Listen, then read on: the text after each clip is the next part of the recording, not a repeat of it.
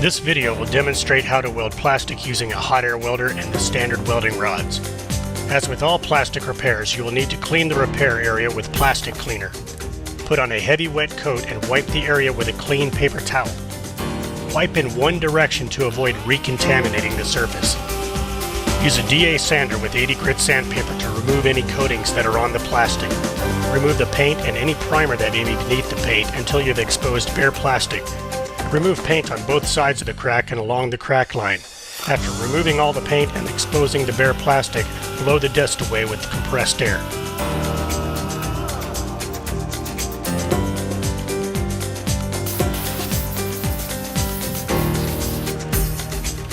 Turn the bumper cover over and clean the plastic with plastic cleaner. If there is any paint on the surface, you will need to remove the paint with a DA sander. Align the damage and apply aluminum body tape. Aluminum body tape is very stiff and can withstand the heat from the welding process. Use a body spreader on the tape to squeeze out the air and maximize the adhesion of the tape. Leave an edge of the tape unstuck to ease removal.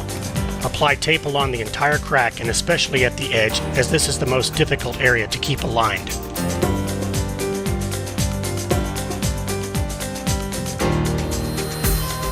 Use a rotary tool with a teardrop-shaped bit to grind a V-groove along the crack line. Be sure to round off any sharp edges.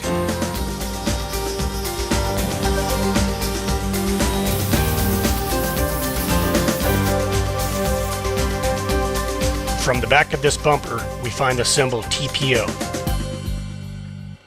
Look up the symbol in the book of plastic repair that was included with your welder or on the internet at urethanesupply.com.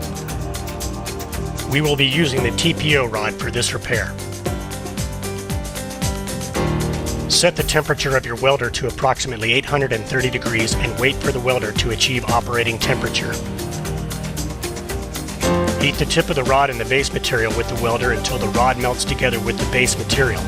Apply downward pressure on the rod as it is melting. The downward pressure will give the rod better penetration into the base material.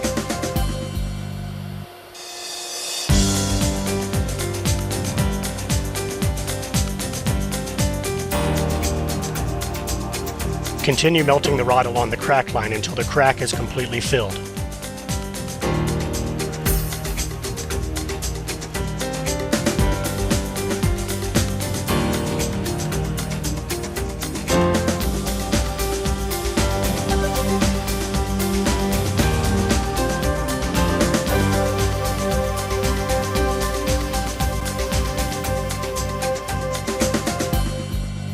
Allow time for the plastic to cool, then peel the tape from the opposite side.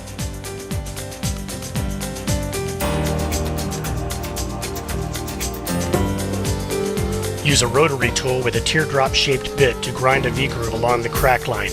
Be sure to round off any sharp edges.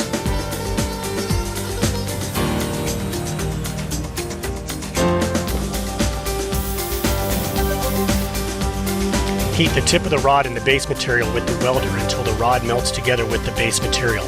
Apply downward pressure on the rod as it is melting.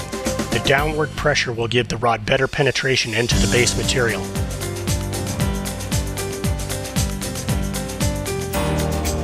Continue melting the rod along the crack line until the crack is completely filled.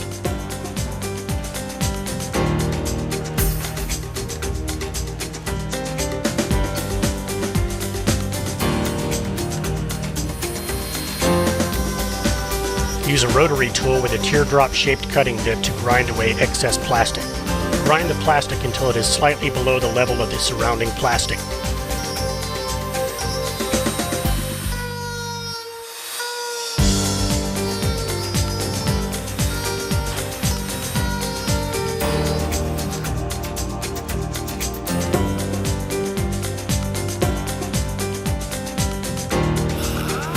Use a DA sander and 80 grit sandpaper and sand away the high spots and to abrade the surface. Abrading the surface will help the epoxy filler bond better.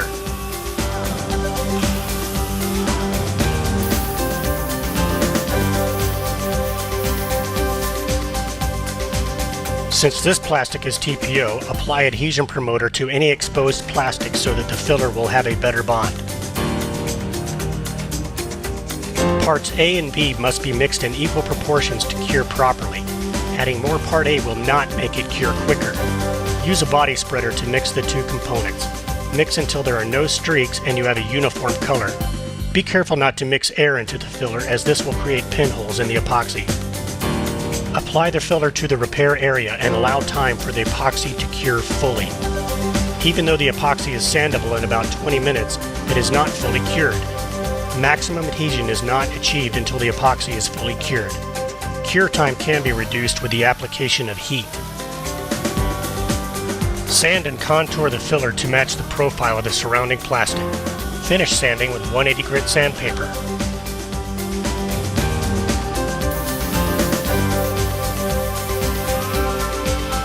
Sand the area where the primer will be applied with 320 grit sandpaper.